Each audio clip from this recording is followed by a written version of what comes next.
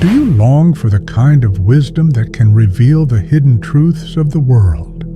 You've felt the weight of unanswered questions, the confusion of living in a world where the spiritual realm is hidden from our eyes. What if the answers you seek aren't just found in the visible world, but in an ancient battle between spiritual powers, forces like Paimon existing just beyond our sight, offering forbidden knowledge at a price? The truth you crave may be closer than you think, but it requires discernment and faith to see it. What if there's more to the spiritual realm than you've been taught? What if forces like Paimon, long regarded as mere myth, are not only real, but actively influencing the world around you? These ancient powers offer life, but be warned, while the wisdom they offer seems alluring, it comes at a cost. Scripture speaks clearly on the danger of seeking knowledge at will. Are you prepared to pay the price you seek? In this battle between light and darkness, only through discernment and faith. The truth you seek is hidden in a realm few dare to explore, but if you choose to follow this path, be warned. What you uncover could challenge everything you've believed about good, evil, and the very forces shaping your world. The Ars Goetia is a part of a larger and highly mysterious text, the Lemegeton, or Lesser Key of Solomon, a grimoire shrouded in history and legend. Thought to have been compiled in the 17th century, though its roots trace back further, the Ars Goetia is a manual on the invocation and control of spirits. This ancient work, attributed to King Solomon himself, is said to contain knowledge passed down from long-forgotten ages, secrets that could unlock unimaginable power. At its core, the Ars Goetia categorizes 72 demons, each with a distinct rank, purpose, and power, offering both wisdom and destruction to those daring enough to summon them. But how did this ancient grimoire come to be? The Lemegeton, of which the Ars Goetia is the first section, is believed to have been written by scholars and occultists during the Renaissance, though many elements were drawn from older traditions, including the mystical texts of ancient Egypt and Babylon. The Ars Goetia itself was likely a product of the burgeoning European interest in the occult during the 16th and 17th centuries, a time when the boundaries between the known world and the supernatural were heavily contested. It was a period when intellectual curiosity met fear of the unknown, and the temptation to control and command the unseen forces of nature was too great to resist. Within this text, the 72 spirits are carefully listed, each one accompanied by detailed instructions on how to summon and bind them. But these spirits are no mere figments of imagination. They exist within a carefully structured hierarchy, mirroring the strict social and political systems of medieval Europe. These spirits, each a force of immense power, operate like a royal court, where every demon has a specific rank, a duty to perform, and an order to respect. The hierarchy of demons is not just a tool of organization, it's a reflection of the human desire for control and order, even in the most chaotic and dangerous of realms. At the very top of this hierarchy, the most powerful and influential of the 72 spirits. These demons are the ones who command legions, armies of lesser spirits and angels. The kings wield unimaginable power over the natural and spiritual worlds. They possess the ability itself, from controlling weather to bending the will of men. Their presence commands fear and awe, and to summon a king is to invoke a being's existence. Next in the chain of command are the dukes and princes, spirits who hold considerable power, but kings. Dukes and princes, while still formidable, specialize in more specific knowledge, and still others can influence the minds of kings and emperors. While they may not command entire legions like the kings, they possess the ability to grant their summoners power over particular aspects of life, offering focused knowledge, wealth, or influence. At the lower end of the hierarchy are the knights. These demons are considered lesser spirits, serving the higher-ranking dukes, princes, and kings. Though their power is not as great, their specialized abilities are hierarchy. They perform specific tasks, including gathering information or influencing more mundane matters. Knights may not hold vast influence, but they are essential in a demonic court. Paimon is not just any spirit in the vast hierarchy of hell.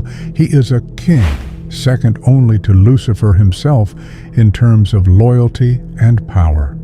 While Lucifer may rule the entire realm, Paimon stands as one of his most trusted commanders, his right-hand figure, respected and feared by many. But what makes Paimon so unique is his rare combination of wisdom and danger. This duality is what sets him apart from other demonic entities. Paimon commands an army like no other. He leads over 200 legions of spirits, far more than many other demons. But these aren't just any spirits. Among his followers, there are beings with the power and grace of angels. This blend of dark forces and angelic beings shows the complex nature of Paimon's influence. On one hand, he can bring wisdom and understanding that few others can offer. On the other, he can wield immense power, bringing danger to anyone who dares to cross him. Known for his control over vast knowledge, Paimon has the ability to grant those who summon him the sciences. Whether it's the pursuit of music, literature, or even advanced knowledge of the universe itself, Paimon is said to reveal truths that have been hidden for centuries. He can grant deep understanding of both natural and supernatural forces, giving his followers access to hidden secrets and mysteries dangerous, with many paying more than they borrow. Paimon's influence extends far beyond the intellectual. He is also known for his ability to control wealth and power. Those who seek him out are often hoping for influence, whether it's money, success, or the ability to dominate others.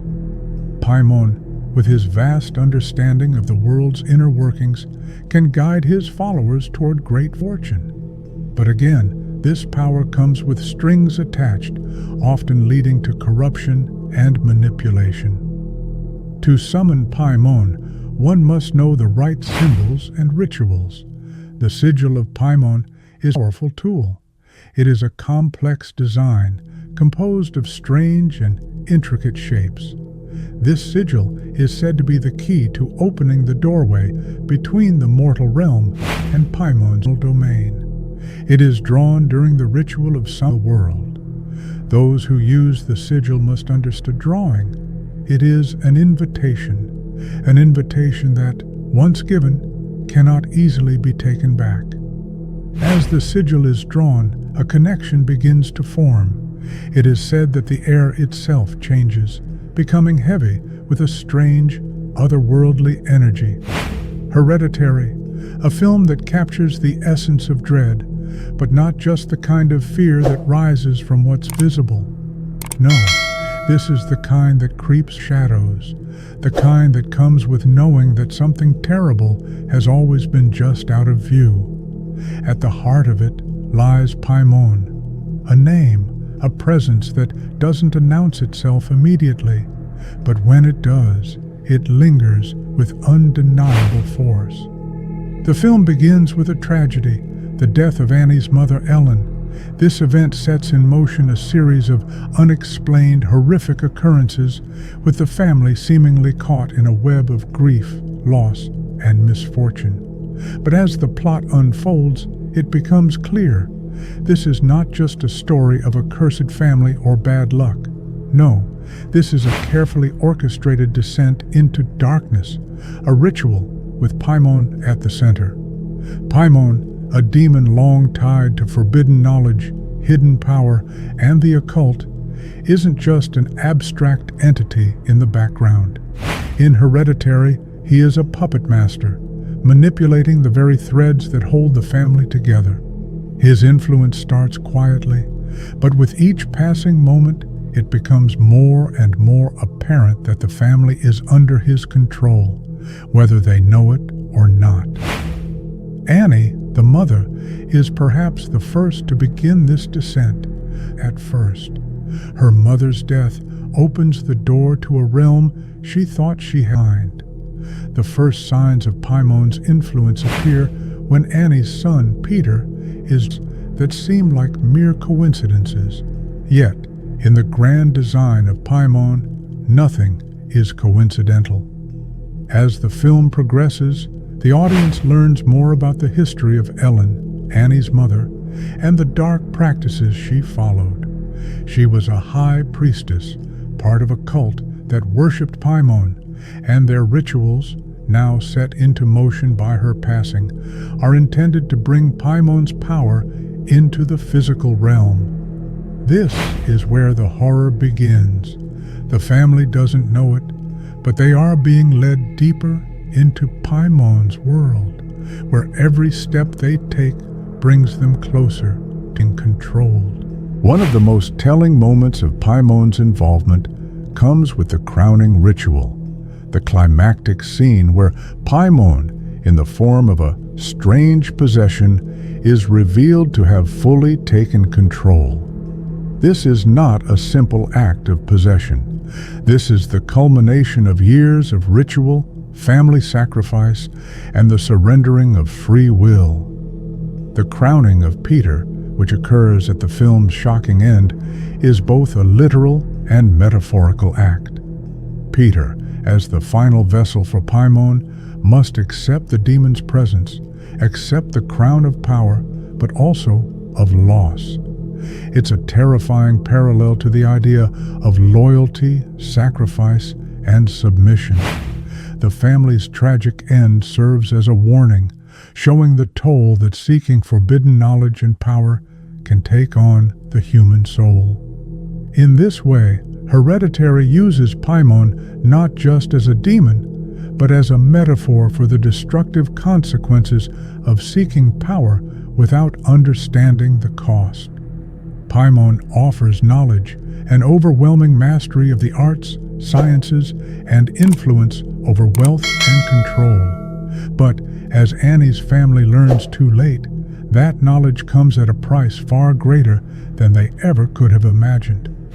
As the story unfolds, the film draws clear parallels to the ancient lore surrounding Paimon. In Hereditary, Paimon is not just an occult figure. He is the embodiment of destructive ambition. The family, unknowingly, becomes entangled in a struggle for control, where Paimon manipulates their deepest desires, the need for power, for understanding, for control. And in doing so, he pulls them into his dark world, where their every action, every decision, brings them closer to doom. Ultimately, Hereditary is more than just a story of a cursed family. It's a warning about the dangerous allure of forbidden knowledge and the horrific consequences that follow when one gets too close to forces beyond comprehension. Paimon, as depicted in the film, is not merely a demon. He is a symbol, one that represents the cost of seeking power without understanding its price. In the vast, uncharted territories of human knowledge, there are forces that beckon, offering power, knowledge, and even control over one's destiny. But what if these promises are nothing more than a mirage, a well-crafted deception designed to lead us astray? The Bible has long warned against these dark forces, labeling them for what they truly are: deceivers, agents of destruction disguised as something else. One such entity is Paimon, a spirit that entices with forbidden knowledge, offering sciences and wealth, but at a deadly price. He stands at the heart of a spiritual deception, leading the ambitious and the curious down a path far from the light of truth. Consider the words from 2 Corinthians 11:14, "For Satan himself masquerades as an angel of light." These are not words to take lightly. This is not a vague caution. It's a direct warning. Satan, in his cunning, presents himself as an enemy.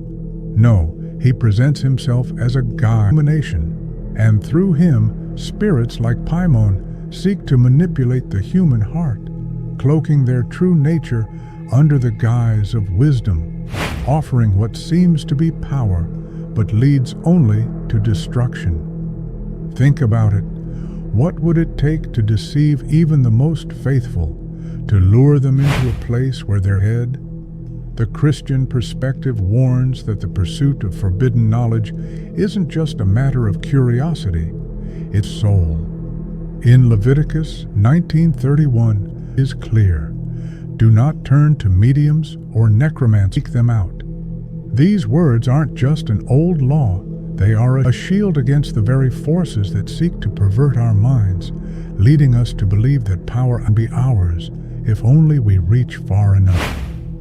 Paimon, as many in the occult have claimed, is not simply a demon's teacher, a figure who does not come to us with horns and fire, but with promises of wealth, control, and insight. But behind the curtain of these fleeting gains lies a trap that ensnares the spirit, pulling it further away from the light, further away from truth.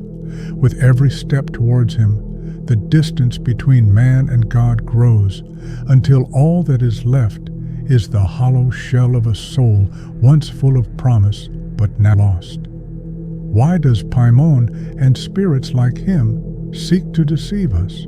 What drives them to offer these empty promises of power? The answer is simple, yet terrifying. These forces do not simply seek our knowledge or worship, they seek our souls. They prey on the very things that make us human: ambition, curiosity, the desire for control, and the fear of the unknown. By luring us with the illusion of power, they divert our attention from the one true source of wisdom, leading us into a darkness, the very essence. We must ask ourselves, how much are we willing to risk? How far are we willing to go for knowledge that may come at a cost we cannot even begin to comprehend? Can we afford to entertain the idea that a being like Paimon, offering power in exchange for loyalty, might be the very thing that severs our connection to the divine? The Bible doesn't just warn against these forces, it gives us the strength to resist them. It tells us that the wisdom of the world, the knowledge that leads us away from God, is but a veil covering the true light. And the question remains, will we choose the path of eternal truth, or will we fall prey to the deception, as many have before us? Spiritual warfare, a term often used but rarely understood in its fullest depth. In Christian theology, it is not just a concept, it is a battle that takes place in realms unseen, where forces of darkness seek to oppress, deceive, and ultimately destroy.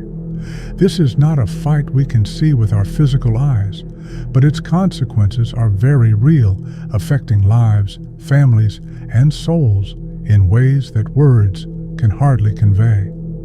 When we engage with spirits like Paimon, we are not simply indulging in harmless curiosity or dabbling with the unknown. No, what we are doing is inviting something far more dangerous into our lives: spiritual oppression. The truth is that every encounter with these dark forces with a price. They do not come to offer simple knowledge or power. They come to bind us, to entangle our souls in a web of deception, and to keep us from the truth. The Bible itself warns us of these dangers. Ephesians 6:12 tells us, "For we do not wrestle against flesh and blood, but against principalities, against powers, against the rulers of the darkness of this world, against spiritual wickedness in places. This is not just a poetic metaphor, it's the reality of the world we live in. Every time we entertain these forces, we are stepping onto the battlefield, whether we recognize it as the line. What happens when someone becomes in the occult, seeking power, wisdom, or control, only to find themselves caught in the grip of spiritual oppression? It's not just about losing control over one's actions, it's about losing control over will. Take the stories of those who this dark path and found themselves trapped in a battle for their very existence. We've heard countless testimonies of practitioners who speak of the horrifying effects of engaging with dark spirit. These are individuals who once saw these forces, only to find their lives spiraling out of control. Physical sickness, emotional instability, and broken relationships were only the beginning. Many spoke of a suffocating presence, an oppressive force that haunted their every moment, whispering lies, controlling their thoughts, and leading them into further darkness. For them, the pursuit of knowledge came at the expense of peace, joy, and even their very sense of self.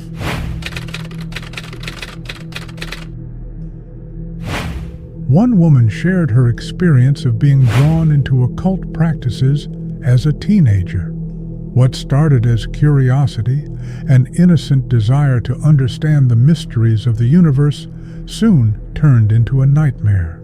She described the suffocating feeling of being watched, the constant anxiety that would grip her chest, and the overwhelming sense that she was no longer in control of her own thoughts. It felt as if there was something always standing just behind me, ready to consume me, she said. The deeper I went, the more myself. It wasn't until I reached out for help that I realized how fallen. So, what can be done when one finds themselves in the clutches of these dark forces? The Christian faith offers a way out, a path to freedom, deliverance. Deliverance is not a simple prayer or a one-time event. It is a process of reclaiming one's life from the grasp of evil, of calling upon the power of God to break the chains that bind the soul. Exorcism rituals, as difficult as they may seem to understand, are tools designed to expel evil spirits and free the individual from spiritual oppression. These rituals are not performed lightly.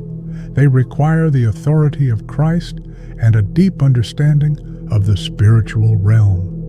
It is in these moments, when the darkness seems most overwhelming, that the light of Christ shines brightest.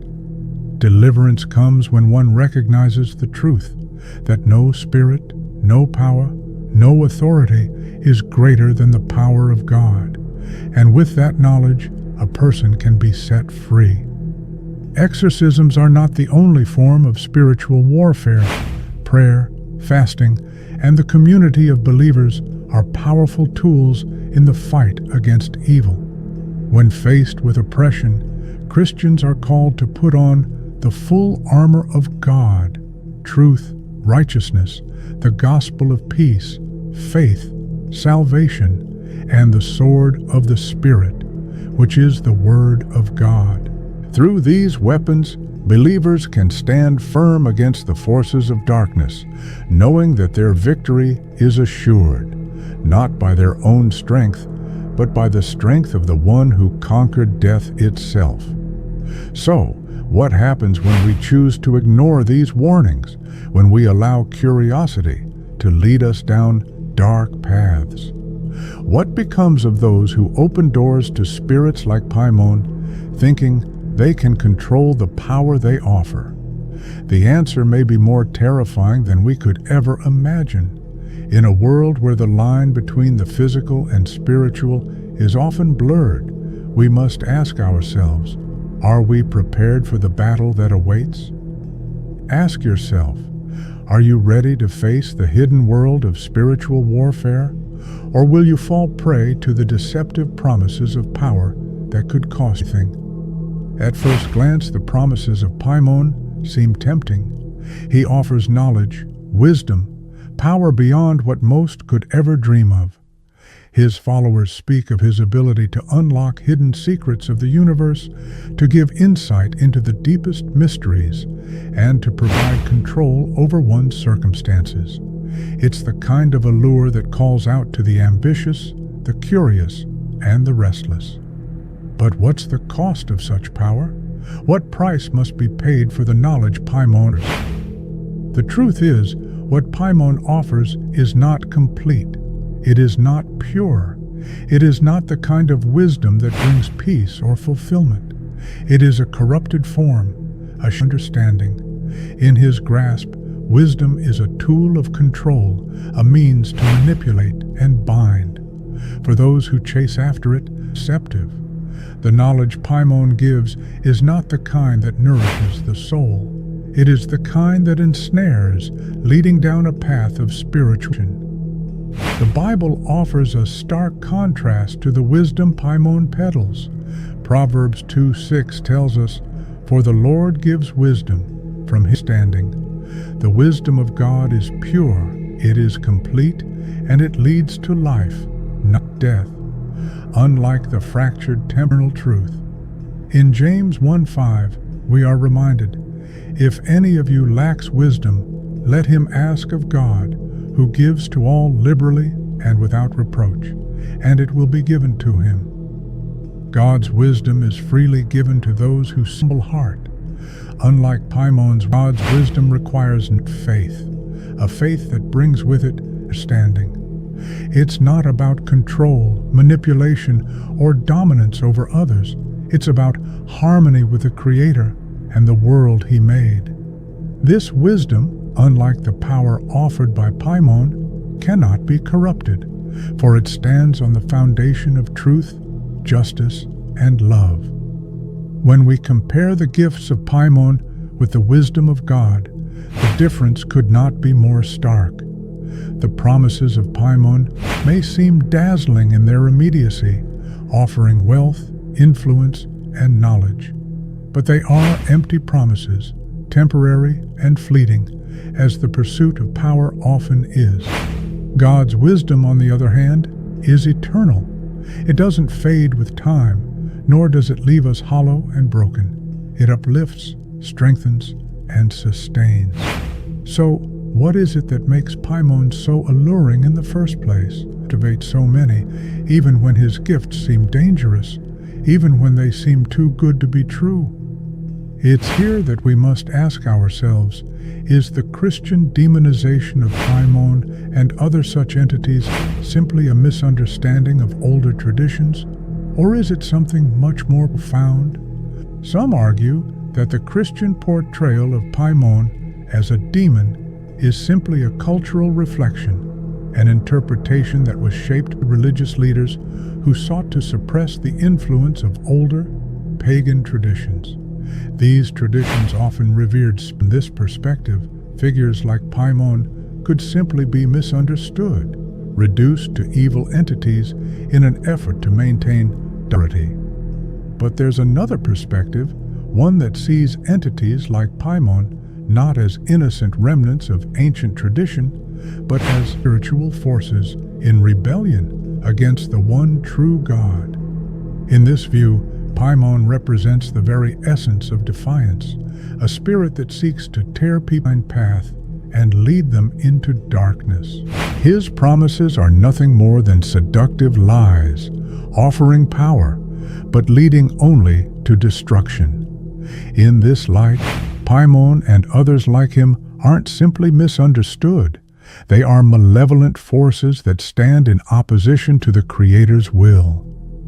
To choose the wisdom of Paimon over the wisdom of God is, in many ways, to choose rebellion. It's to choose power at the expense of peace. It's to choose knowledge that enslaves instead of wisdom that frees. The battle for the soul is not just a battle of knowledge. It's a battle between light and darkness, truth and lies, freedom and oppression. In the shadows of the occult, there are many who once sought power through spirits like Paimon, driven by the same hunger for knowledge, control, and influence that we've discussed. But for many, this pursuit led not to fulfillment, but to spiritual turmoil and deep inner conflict. They discovered the hard way that the promises of entities like Paimon are empty, leading only to oppression and despair.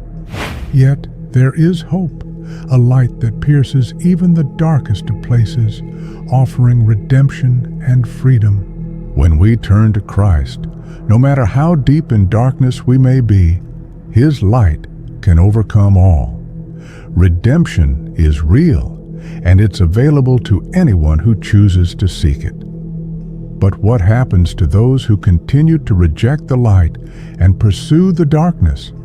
Are they destined to be forever bound by the chains of the occult? Or is there hope for them as well? As we come to the end of this journey, we are left with a choice, a stark contrast between two paths, each with its own promise, its own allure. Paimon, the king of hell, offers knowledge that seems boundless, wealth that promises power, and control over forces that seem to bend to your will. His promises appear enticing, filling the heart with desire for mastery, for greatness. Yet, beneath these illusions lies a heavy cost, eternal peace slipping further away, replaced by a never-ending thirst for more. The pursuit of power through Paimon leads only to destruction, to emptiness. On the other hand, Christian faith offers a different kind of wisdom, a wisdom that comes not from seeking control, but from surrendering to the Creator.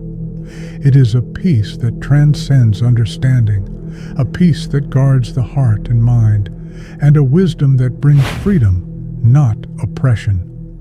Matthew 6:33 tells us, "But seek first His kingdom and His righteousness, and all these things will be given to you as well."